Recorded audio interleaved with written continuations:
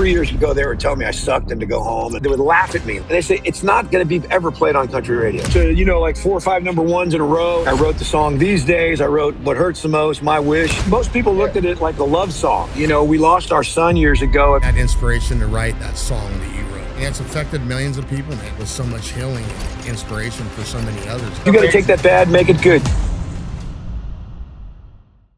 I mean, but the thing was, I think people would call me in the room because they're like, man, Jeff's a great hang.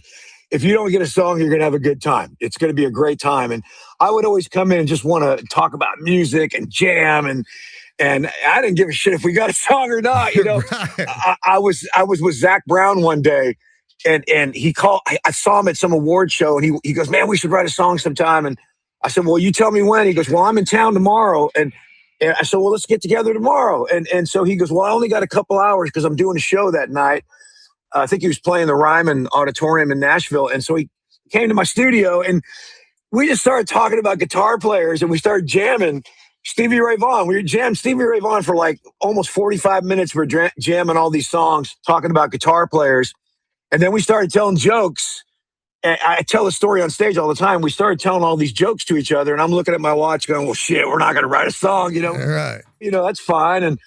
And about 5 jokes in, I didn't have any jokes left. And the only joke I had left was this joke my dad used to tell. And it was, how deep is a lake with frogs in it? Just a kid joke, you know? And he goes, what? I said, how deep is a lake with frogs in it? He goes, I don't know, bro. I said, knee deep. And he looks at me. He goes, that's not funny. I go, I know. But then he goes, it's a great idea for a song, though. And then we wrote Knee Deep, the song that he recorded with Jimmy Buffett. Come on. We wrote that song in like 20 minutes. And then he went and played his gig, and he called me back, and he goes, hey, I'm going to get Jimmy Buffett to sing on this song. I'm like, shit. Okay. Sounds good. Bro, I mean, I'm sitting here looking at Joe, which, Jeff, you can't see Joe and I, you know, together, but we're sitting here and it's like these stories, dude, we've got, you know, it's one thing to be able to sing it, but these are your stories. These are from life experiences. These are from, dude, your life bundled with all these amazing artists that are singing your life. What is that like, hearing your life on the radio going, dude, that was my life. That's got to be a trip, man. One time, as a joke, I pulled out my guitar. We were in New York City, me and my band, and I was doing a writer's thing. And just as a joke, I pulled out my guitar and started busking on the sidewalk. And I opened up my guitar case and I started playing What Hurts the Most, you know, Rascal Flatts. And Aaron, of course, made a great version of it, probably a better one, I think. But I was sitting there playing the song on the side of the curb, and these girls threw a 20 in my guitar case. And they go, you sound so amazing. And I looked up from the gutter. I'm like, you know, I wrote that song. And they're like, oh, yeah, sure you did. Sure you did. They walked off. And they didn't know. They didn't know the difference, you know. And that's kind of my life. And you know, Pete knows I'm just kind of behind the scenes guy. Sometimes I get a moment where I get to go out and shine and do my thing, which I really love to do. But I get such a kick out of being in the room and trying to just pull it out of the sky, just try to make something up out of nowhere, and making it good. Like making it good, of course, is the clincher. But it's so fun, and yeah, it's turned into. Man, I could sit here for hours and tell you guys stories about songs, how they got found, how they got written, and right, and you wouldn't believe half of them. You know? No, right? I mean, just the story right there. I got a question for you. As your life progressed. You know, think about it maybe, I guess, in like 10 years at a time. Are you still writing about the same stuff? Not about the same stuff, but like, did things change in the way you wrote a song? Or is it the times or what's going on in your life? Like, could you write a song today that you would have wrote when you were 30? You know what I mean? What dictates that? That's a great question. That's like a layer. It's a layered one there because no, if I wrote My Town now, they wouldn't put it on the radio. But I wrote it after 9/11 and you know, the towers came down and everybody cheered. It's really weird where we are right now. Like, you know, when I wrote Am I the Only One with Aaron, you know, Aaron got such resistance from people. They just wouldn't even talk to him and they just panned him. But the public wanted to hear it. So, I mean, That's a great question, because now I think my perspective has changed. Life perspective's changed so much. I feel like I have to say something now. Like I want, because people I think are so lost right now. Like the song I have now, it's called A Voice. It's about all the people that aren't spoken for in the world. And I have kind of like an Aaron Lewis story, like where I'm playing this thing live. People are on their feet. I go to take it to the radio stations. They go, no, you said something about Charlie Kirk in there. We can't play the song. And they won't play. They won't even touch it. So the long answer to the question, Pete, is like, I'm looking at it from 65 going, I got to get into a 30-year-old's head, you know, and a teenage head. How am I going to do that? So I just try to keep it as honest and real as I can. But I really want to keep it in the times we're in right now, because I think it's historical times we're in right now. And we got to say stuff about what's going on. It doesn't have to be super political, but it's got to be, I think we have to try to capture the moments that are out there right now, because this time right now is amazingly important. I think it's the most historical time in the nation's history, and people just want to have fun again. And we're at this thing right now. The world's going nuts, and I think it's more important than ever to speak truth. And so I'm trying to do that, still have fun, and try to put it in a perspective where kids can relate to it. You know, I thought too, like it being the 250th, like there's actual people that could give a fuck to celebrate that.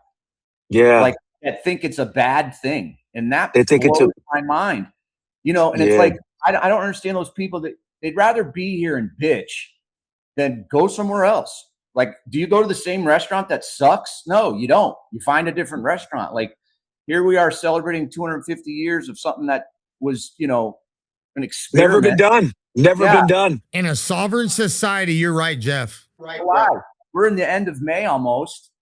And like, I mean, are we just supposed to celebrate that one day? Bullshit. It should be fucking the whole year.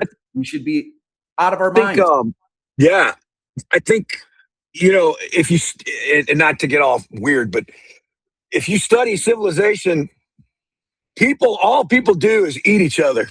I mean, basically, if we don't have some kind of faith to rise a civilization up to, I mean, we're just sitting on the graveyard of whoever we killed to make the civilization. So if we don't keep some kind of faith floating that we believe in, that keeps us thinking on a higher level, we're doomed. And right now we're at a time in the civilization when people are like over it. They're so spoiled by the greatness that we've created. I mean, you think in 100 years, we created everything. Industry, from cars to planes to tech to microtech, to everything that's ever been invented, to all the music and all the culture in less than 100 years. And the only reason why it happened was because we were free.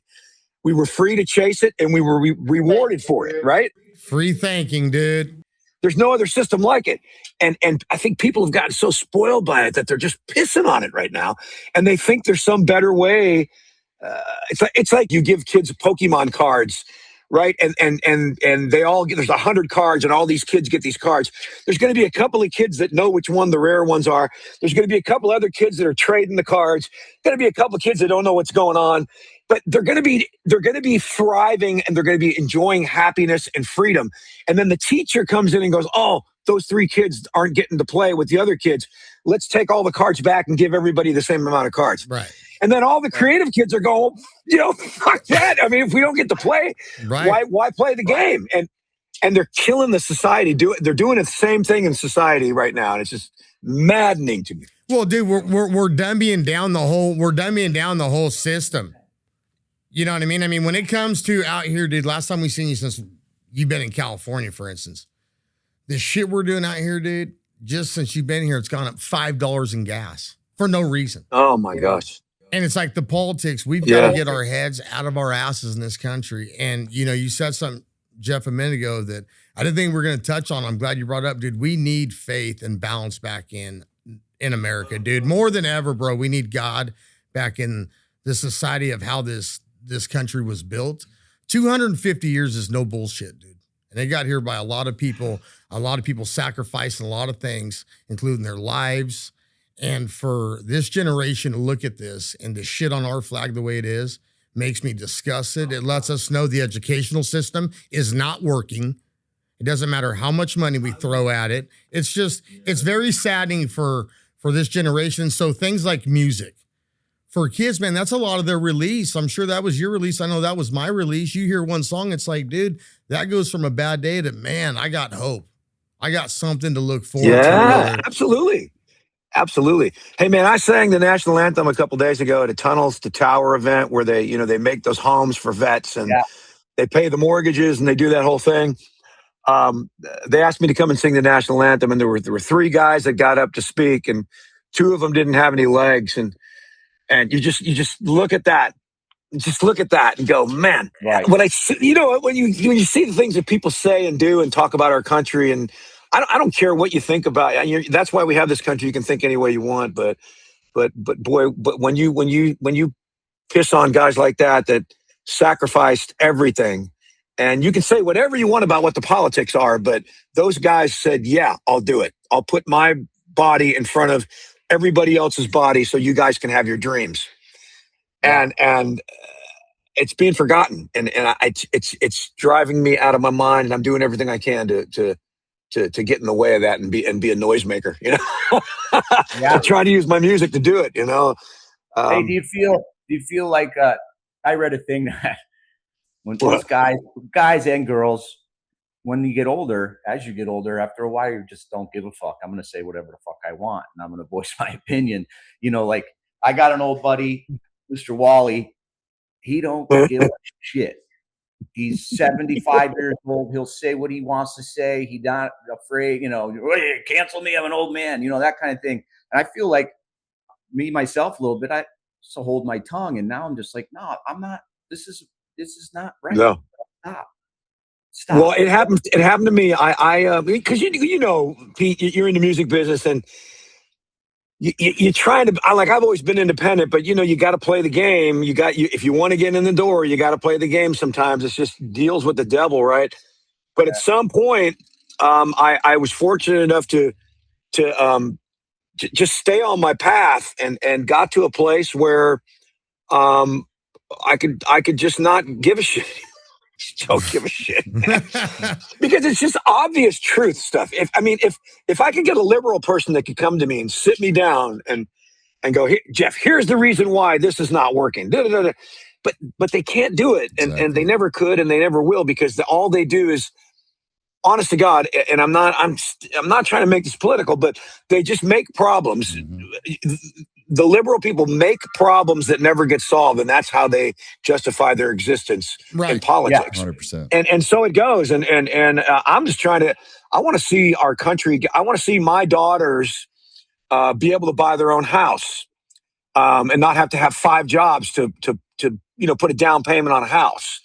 You guys know. I mean, it's just impossible to live that life that our parents were living post World War II, and that we got to live. And we worked our asses off, but we could get something, we could get to a place, Yeah. Joe and I had this conversation today, Joe. You're talking about the house in LA. You're like, fuck, to buy this thing now, it's $1.2 million for a house. Somebody paid $40,000 for it. It's like, you're telling me inflation went up, just a made up Google number? Are you shitting me? Well, it's like the price goes up and the mortgage payment goes up, but so does the crime, so does the traffic, so does the mess, so does all the bullshit. Everything gets smaller except the inflation rate just keeps going up. Yeah, it doesn't make any sense, and they just keep printing more money. And it's a lot of corporate people are buying up these housing developments and then just renting the houses, and nobody can get in there and buy the lower income houses anymore. And it's a big problem. And I've heard Trump address it a couple of times, but it's still a big problem. And there's no reason why we should have the inflation we have. There's just no reason for it. And so I don't know. Bottom line is, Pete knows, I'm just traveling around the country just like you guys do, and playing in these small towns, and you're getting a real close-up view of what America really looks like from what you're seeing on TV. And people out there are great. People out there are working their asses off, and so I just try to bring fun. I'm just I'm just a big ball of energy when I come into a room to sing, and I just want people to have a good time. And because people are hurting, man, people are hurting right now. I agree with you. And you know what, too, Jeff? I got a question for you. The music you have done is just, for one, it's just Pete and I think today we're just dying laughing. For one, just knowing you, and then how talented you are, dude. It's like, holy shit, man. It's just like gifts to God. Who, for 100%, definitely. But who was the artist you got with? You were like, dude, if I could play one more jam with that person, whoever it is, one more session, who's that person? Did you lock in the room and go, give me 10 minutes? And this is to no offense of anybody else. Gosh, there's so many people. Well, one of the coolest experiences I ever had back in the day, I wrote this song for Johnny Van Zant and his brother Donnie, who's in 38 Special. Johnny's, of course, singer for Lynyrd Skynyrd. Hey, hold on. We didn't say name drop, dude. We didn't say name drop. We just said. So I wrote them a song, became a big hit. They had a big country hit with this song. And then I got a call one day from Johnny. He goes, hey, you want to come out to the house and write some songs? I'm like, yeah, sure. But I didn't realize he was talking about the house. Holy shit. The house where Skynyrd jammed and rehearsed and wrote all those songs, Sweet Home Alabama, Freebird, like the cinder block house where they rehearsed in. I thought he just meant come into his house. So I flew down to Jacksonville. Shit. It was so cool, man. I was in there with all those guys. We had all these amps and we're just jamming. And I was like, for a minute, I was like in this dream world where it was like old day Lynyrd Skynyrd, and I was trying to imagine Ronnie being in there and just cracking the whip on all those guys to learn those solos and stuff. And I had a great relationship with those guys at that time. And I was out there riding the bus when they were touring with the Allman Brothers and getting to open the shows. And but that moment was one of those ones I just wanted to put, you want to just get it in a bottle and go, man, leave me in here for like 5 more days. Right. 6 songs with 8 guys and just guitars flailing everywhere. But every time I looked around the room, I was just thinking about Ronnie and Skynyrd being created in that room and all those years ago. And it was pretty amazing. That was a good one. That's a real good one.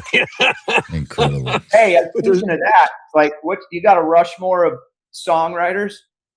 Me? Oh yeah. That's easy. There'd probably be two.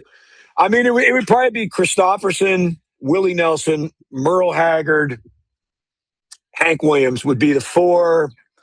But then you got to say Hank Williams Jr. too, because dude. Jr. was a whole nother version of Hank Williams Sr. that was so amazing. I mean, Country Boy Can't Survive is like one of my favorite songs of all time. On the rock and roll side, I mean, I was a Petty Head and a Greg Allman. Oh gosh, this could go on forever. I was actually a big Sly Stone fan as a kid growing up. And I love Zeppelin. I was in a Zeppelin cover band as a teenager, opening up for Van Halen. Come on. That is incredible. Dude, that is what a life. When I was like 16, I was 16 years old playing a club called Gazzari's on the Sunset Strip. I grew up in Hollywood. And so I was playing all those bars on the Sunset Strip as a teenage kid, like playing in cover bands. And Gazzari's had 3 stages. They had the main stage, and then they had the pretty good stage, and they had the shitty band stage. We were on the shitty band stage. You and Van Halen, that's insane, dude. Nobody could see you up there, like you're at the top of the room, and nobody could really see you. like everything was going on downstairs, but you were playing your 30 minutes. But they were playing downstairs a couple times, and it was, oh God. I mean, I can't tell you, like, I never knew them. But you know what I'm saying? Like the music thing, when you're right there and you're immersed in the thing and you're seeing it happen, those things in my head musically all these years later are still coming out of me, and things I saw and again, it was the era, it was the 70s. My brother was dating, this is a great story too. My brother was dating a girl by the name of Jolene Picaro. If you know the name Picaro, Jeff Picaro was a drummer for Steely Dan and Toto, and his brother Mike, the keyboard player, and their dad was a famous drummer. So I would bike ride with my brother. This is the craziest story, to his girlfriend's house to go in the pool in the backyard. Unbeknownst to me, I'm like a 12-year-old kid in the garage, the shag carpeting garage from the 70s, you know, where bands would rehearse. Steely Dan's in there recording, you know, getting ready to record an album. So they're rehearsing. I didn't know who they were. I was 12 years old. My brother goes, "It's some band called Steely Dan." I'm like, of course, you know, 3 or 4 years later, I find out who they are. It's, you know, it becomes one of my biggest influences. But that's the kind of shit I grew up around in the 70s in LA. And it was a magical time. And then in the 80s, I was around Dwight Yoakam and Los Lobos and playing in the bars and just stumbling into shit, man. That was the thing too. I would just stumble into shit and go, yeah, I can do it, you know, and yeah, I can play bass. I didn't know how to play bass, but I got a bass and figured it out. Next thing I know, I'm on a stage and, you know, Mick Fleetwood walks in. I'm like, oh, okay, yeah, I'm a bass player. I didn't know what the hell I was doing, but, you know, but that's my college education. But what's crazy though, dude, is all those guys look at you in the same light, which has got to be you like the ultimate, like, holy shit, man, I'm here. I made it. I arrived a long time ago. My dad was a big country music fan. My dad was a big champion of mine. He died really young and in the 80s. He's a World War II guy. And anyway, he was a big country fan. And I drifted into country music. I started going to Bakersfield, up where you guys are, you know, the blackboard up there. And yeah, playing some of the bars up there in the old days.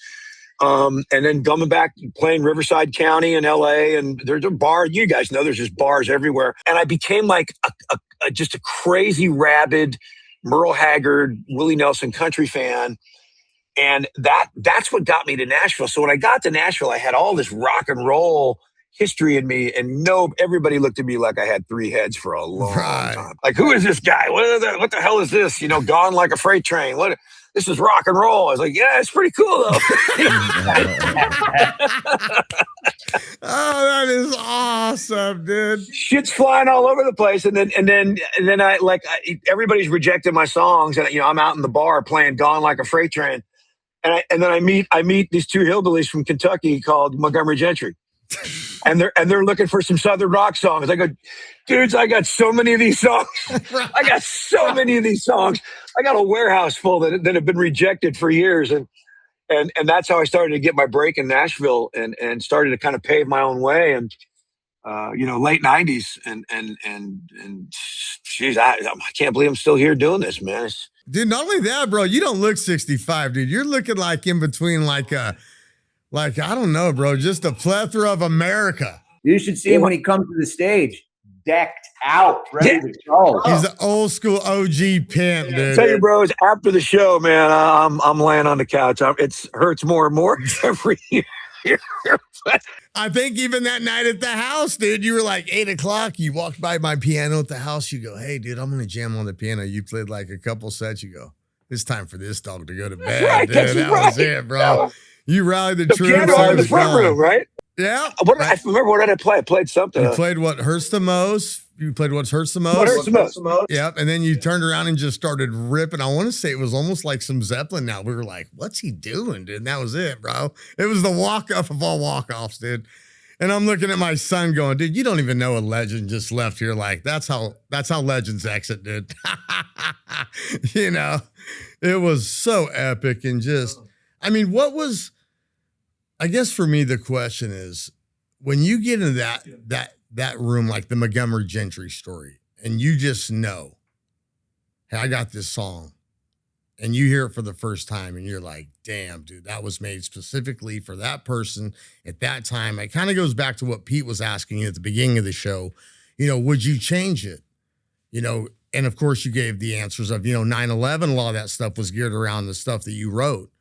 Well, I think like that old music, which I call old now because it's 25, 30 years old, dude, that is some bangers, bro. The Montgomery Gentry's Am I the Only One, bro? We need more of that in life. I know. I tell these kids, like the young kid, because, you know, I run a publishing company now and I develop songwriters and I teach a school and academy. And I'm always telling these kids, man, don't worry about what the record company's telling you what's hot and what's on the radio. You gotta figure out what your shit is and do your shit all the time and just keep getting better.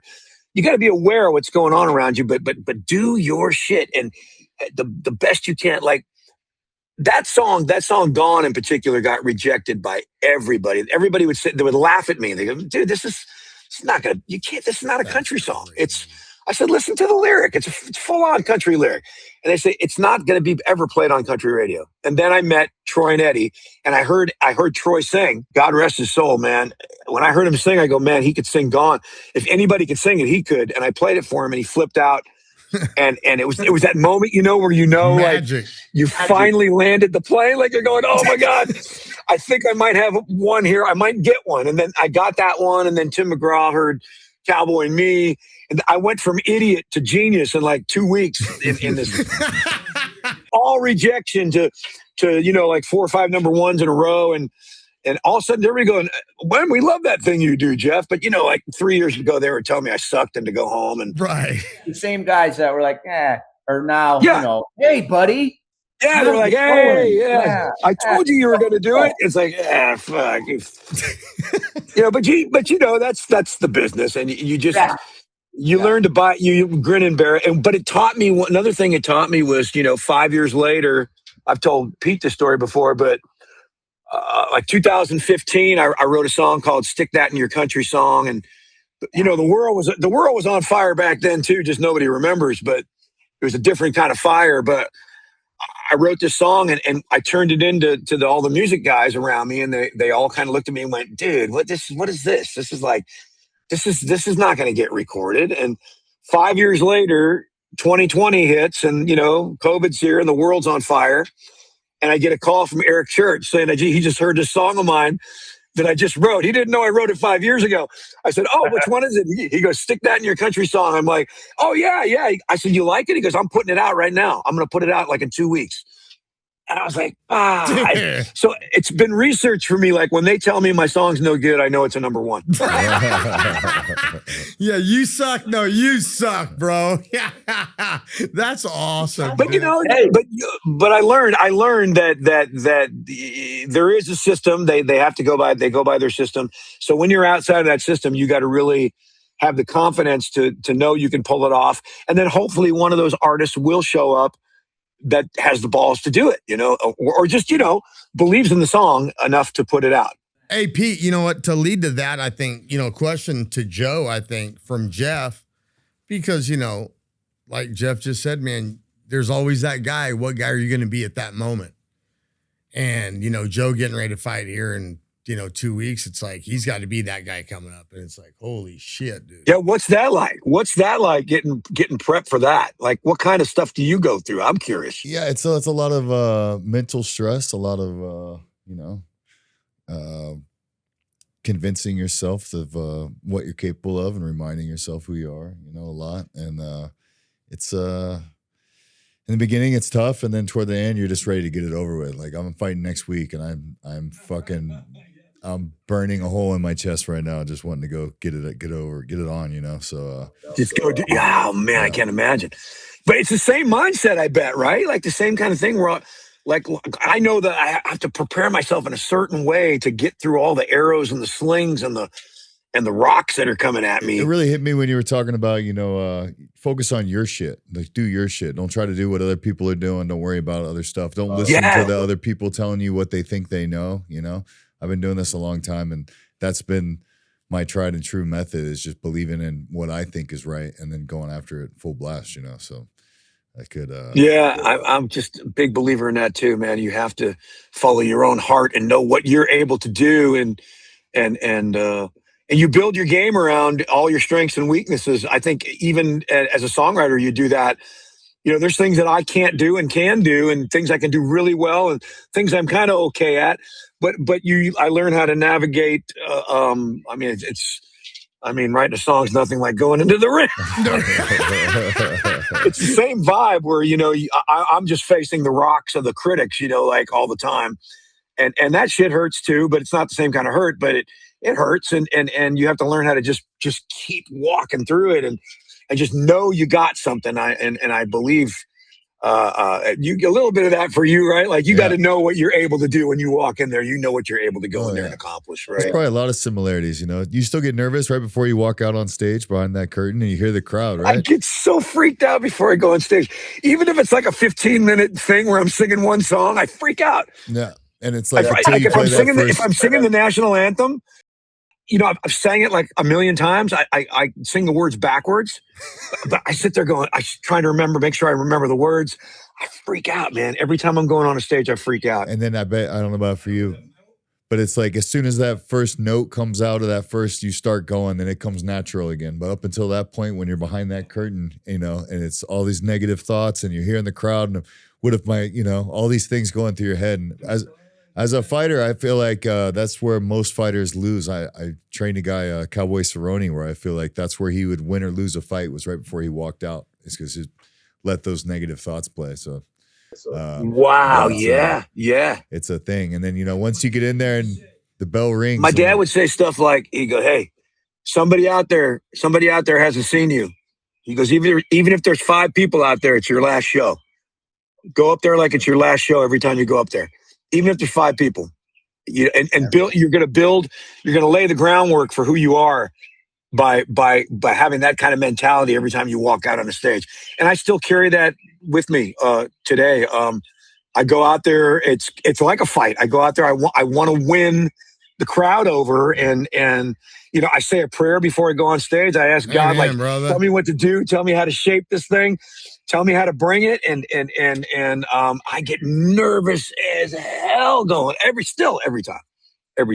Yeah, but like you said, you sing one note and then you're like floating. You're like, ah.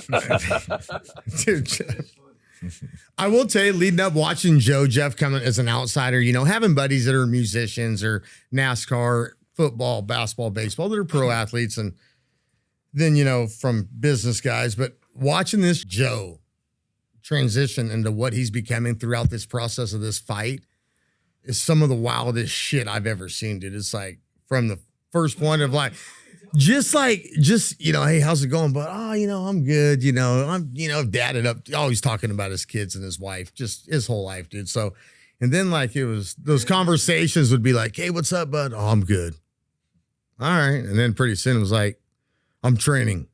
And I'm like, finally, this dude better get his shit together. Then I seen him, and I could just tell the fatigue. He's like, man, I'm ready, just getting his body back in mentally. And I'm like, dude, just watching it as your buddy going, damn, dude, I can't be there for you to fight this one, nor do I want to, bro, because, his son will whip my ass. I don't need getting beat up by my buddy, but it is amazing. It's a range of emotions, right? It's as much mental, I imagine, as it is physical, or maybe even more, if I'm like, this is like nowhere near a comparison, but like if I, I've been married for like 45 years, and so like if I'm going to do a show and I'm not feeling, I'm not feeling my fight, so to speak, like maybe got a little bit of the crud, and I'm, my throat's messed up.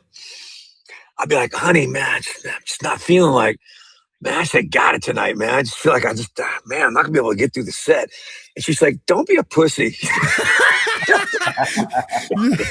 You're like, babe, pray for me. She's giving you that. Just start singing and you'll be fine. And I forget that, I get so wound up, and you just gotta sometimes just go, that you got the thing, you just gotta walk into it, and but man, I'll have those moments where if I'm not feeling under the weather and I just don't think I can bring my usual show, she'll just smack me across the head. Right.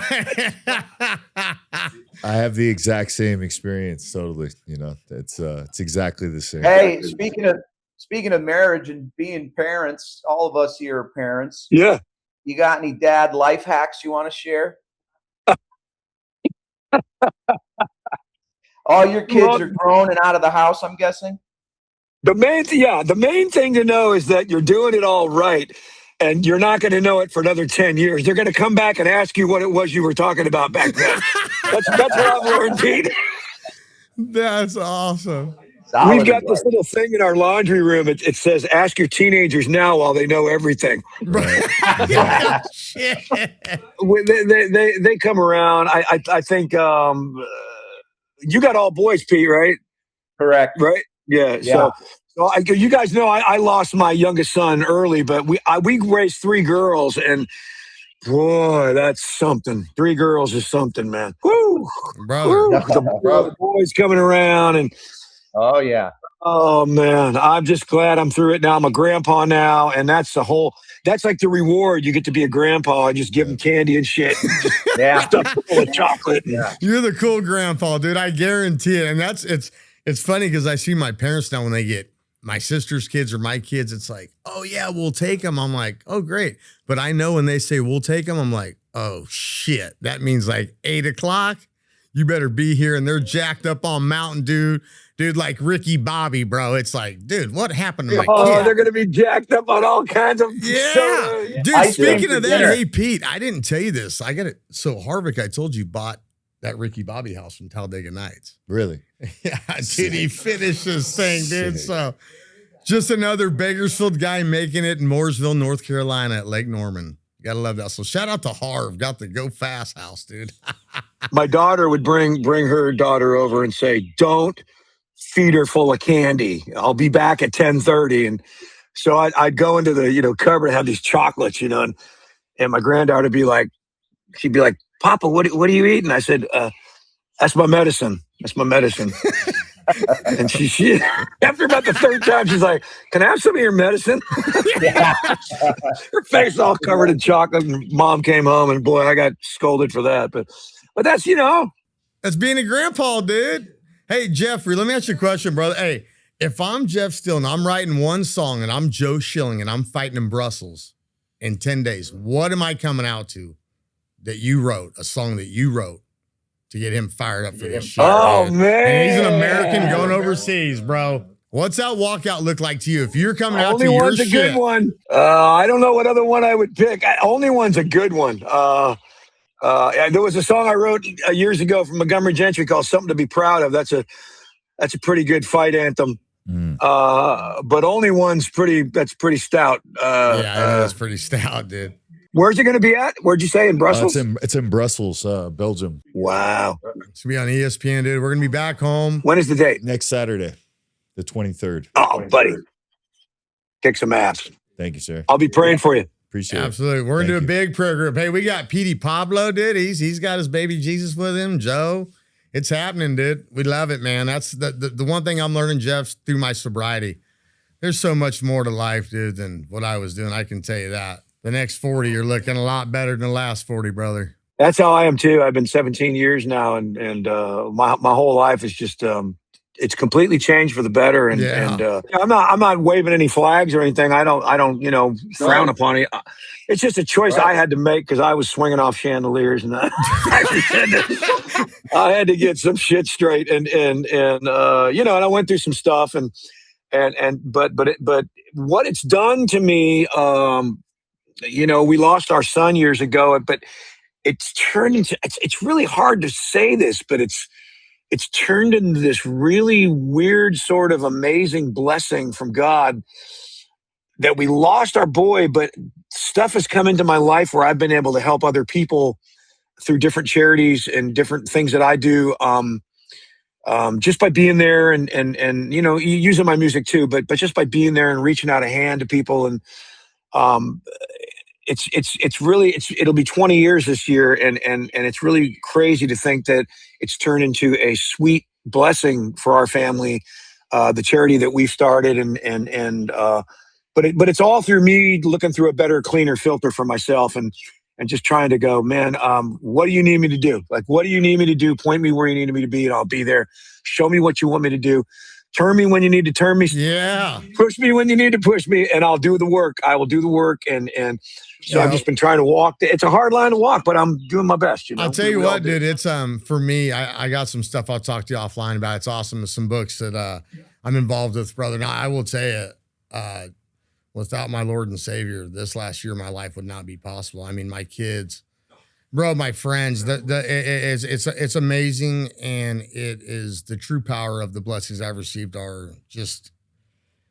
It's hard to even put them into words, dude, and being sober and not realizing what was important and now understanding it and grasping it and getting like, how did I thought I was having all this fun, dude, because I was the party is the problem. Well, I was so good at partying, the doctor said, it's over. Like, that's how good you are. So when I hear rock stars go, dude, I fucking partied like a rock star. You fucking sure, bud? Because until they tell you you need to quit, you didn't party like I partied, bud. So don't tell me you partied. I partied something. I don't do drugs, but that's how much I was drinking, and I ain't proud of it. So I'm trying to lead an example for my children, for hopefully one day their spouses, and then grandkids. And then, I feel like with the people I'm with, the proximity of the people I'm around, I want to be better than that form or that version of that human being I was for that minimal time. So yeah, and then you just don't know, like I don't go out there waving all these flags. No, don't have to, bro. Try to walk it, and you'd be surprised how many people will walk up to me and say, "Hey, how did you get past that, or how did you get through this, or what is this about?" And I said, "Man, all I can tell you is that when I'm in it and I'm praying and I'm believing that the blessing will be put in front of me, and that I can do the work, and that I can do the work that needs to be done, my life changes, and things come in front of me, and I can't explain it, and I don't try to be some big salesman about it, but I just try to say, it's crazy. It's real. It's real, dude. I agree. I'm very thankful for it. I can say that, dude. It's been it's something to be very humbled with. I think when you have the presence of God in you, you find out how minute, dude, we really are. And how we have a lot of work to do, dude. And now I'm trying to be a servant for him and a steward to my brothers and sisters out there, dude. And that's just the way it goes, brother. And something you dove into that I didn't want to bring up, but you brought it up, talking about your son and his passing and that inspiration to write that song that you wrote. I mean, that song, dude, when you told me you wrote that, I'd love that song forever. But when you told me the story, that switched my whole dynamic of that song, dude. It was hard for me to listen to. Really? After that, because I was like, well, I mean, it was the hurt, and I think it maybe was the hurt I was feeling in my own life. So I was resonating with the song maybe in a different fashion. But it was very touching, dude. It was a lot deeper of a song than I even really knew about. And so until I met you, I was like, because I think most people looked at it like it was a love song. That's what I thought, dude. I mean, kind of written like a love song. But it is a love song, just kind of a sideways. It's not what most people think it's about, but it's kind of like it's one of those things that heals people, and it makes them feel better at the same time. Even though it makes them cry, it makes them feel better. Right. And I can't. And again, those words just came. They came down from heaven, and the music was there. And if I had to go back and explain how the words came, I could never do it. It just came out of me, and in that moment, I probably couldn't do it again, or it would never manifest in that way again. But I'm glad that I was the guy that got to bring it out and stand behind it. And now it's become a huge part of my life and the people that I meet and try to help. And you come to find out, the healing does take time. The blessing does take time, but it's God's time, but it's real. And if you hang in there and just keep praying and staying above it, man, it will show up at the craziest times in the craziest ways. And you're just like going, wow, what is going on here? Thank you. Thank you, Lord. And how could this have happened out of this crazy tragedy? Right. But some kind of beauty comes out of it. And it's, it's affected millions of people, man. It's amazing that, that story, like you said, from so much tragedy with so much healing and inspiration for so many others. It's amazing how God works like that. But yeah, you got to, the thing is, you got to take that bad, make it good. You got to make it good for other people. And, it's put me in front of, and the crazy thing, after, Aaron, Pete knows, Aaron heard the song and he's like, wait a minute, you wrote that song? I'm like, yeah. And he's like, yeah, I thought they wrote. I go, no, I wrote that. He goes, I'm cutting that. And he put out a version of it that became a whole nother level of the song. Yeah. It's hard to explain, but then I got, Aaron brought me into his life and in his world, and I got to expose what I'm doing to a whole bunch of other people, and that's just how it works, man. And so I'm just I'm holding on to the tail. Well, what's crazy is, meeting you obviously through Aaron and Pete and the boys, and then me knowing Jay DeMarcus. So before we had John today, I text Jay and I said, hey, we're having your boy on, and I haven't heard from Jay yet because we've obviously in the show, but he's another great guy. He's big into our charity I do out here for my son and autism, and He's just another fantastic guy. But Joe Schilling said something funny today. You're going to love this, Pete. Schill tells me, bro, he wrote that song. He wrote that song. Dude, I was like, those are all chick songs. Those are awesome. Like, those are the songs I'd be listening to with my chick, bro. I was telling him, all those Rascal Flatts songs were like the breakup songs for me and my girlfriends in high school. It was our song in like middle school or whatever. It was always those Rascal Flatts. Well, and then the story that nobody will ever know is that there was no Rascal Flatts when I wrote most of those songs. I was with a guy in London, an English guy that was this producer guy, and he was trying to write some songs for some people he was producing. So they sent me over to work with him, and I wrote the lyrics for his music. Like I wrote the song These Days, I wrote What Hurts the Most, My Wish. Rascal Flatts found these songs, and it became their sound. So, wow. You know what I mean? Like, so I like I said, I just write them. I just try to write them and make them the best I can for people to hear and sing. And what's happened has been, dude, you put out bangers, bro. Bangers, dude. Bangers.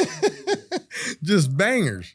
I just want to say thanks for your time today, buddy. Oh, yeah. Oh man, I was so honored, Pete. And he's been out with us before. He opens for Aaron when they comes out and writes songs. We always have the greatest time telling. He's got stories for days. I bet. You too. Dude, look at that scenery. That just speaks like musician. Like, I'm a musician, dude. What do? I hang out by the pool. I'm going to write a banger.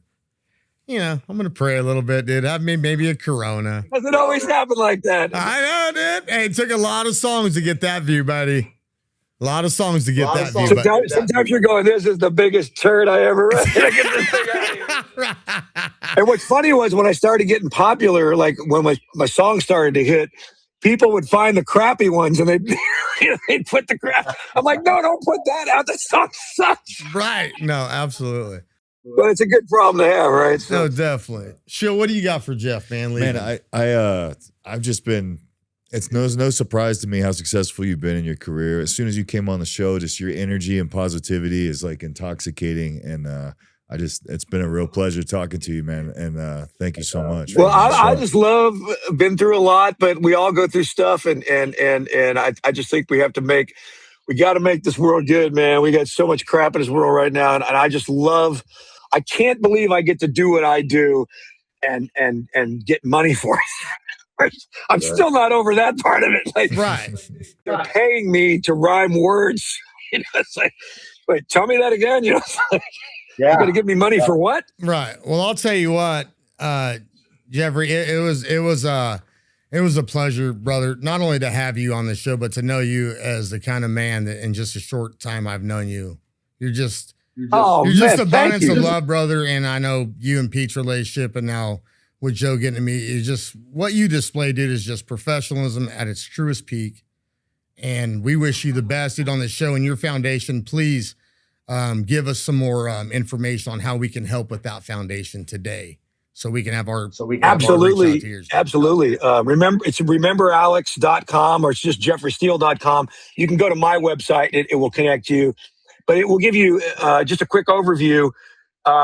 We raise money with Tony Hawk, the skateboarder, to build skate parks all around America, in cities that might not get a place where the kids can go after school, stay out of trouble. Right. So we do a lot of that, and then we take some of the money also that we raise, and we do these music centers in the YMCAs around the country where we put like a recording studio or just a music room where kids can come in. The kids that have no place to go after school, they might get in trouble otherwise. But the coolest part of the skateboard program is if they get into the program, they get a free skateboard. They get to skate the skate park anytime they want for free. But if they don't keep their grades up, they get their skate deck taken away. Yeah. Then when they graduate the program, they get mentored by the kids. The kids that graduate mentor the next kids coming in. Awesome. That is awesome. Yeah, dude. so it's fun and it's a sweet charity. We've had a lot of people that have really helped us out, and Tony's been great in helping us channel the money, make sure it goes to the right places and gets these parks built for these kids. And we've done a lot. We've done quite a few skate parks. We're up to like 20 now. So, well, congratulations to you and Tony Hawk on that, Jeffrey. And like I said, we would love to help out any way we can on the show. I know people at home would love to help out with programs like these. So we will definitely make sure to reach out to those that being. And I will say this too. My son, for the Founders 33 coming up in October, second weekend for autism. I'd love to count you in, buddy. We're going to have a banger of songwriters. Wait, when is it? When is it? October. It's going to be the second weekend of October. I'll get with you offline on it, but it's for the Founders event in Bakersfield did. So. Oh man, if I'm in town, I'll be there. Is it going to be in Bakersfield? Yeah, I'll be in Bakersfield. Last time we had the guys here was, Rascal Flatts, and then it was Craig Campbell, Aaron played, James Otto. Bro, it's right up your alley at jamming, dude. So I would love to have you, man, if you can make it. I'm just trying to get Pete to drag me back out on the road with him. So. Let's go. Good story. I got some decent story, but Pete's got some good stories. Whenever I'm with Pete, I'm like this. Yeah, I did. You did what? That was a long time ago. It's always Tim's fault, Pete. That's correct. 100%. Tim's fault. Well, I'll tell you what, from myself here. Enjoy your gig this weekend too, buddy. Thank you very much. Thank you very much. I hope to see you guys soon. And fill me in on this thing in October. If I'm available, I'll come. Yeah, no, brother. We'd love to have you. We'll keep in touch, and just want to thank you again for coming on the show, Jeff. Can't thank you enough, buddy. Jeffrey Steele, Hall of Fame freaking musician, dude. Just the man, dude. Thank you so much for everything, buddy. We're out. Peace. Love you, pal. Hey, Thank you all so much.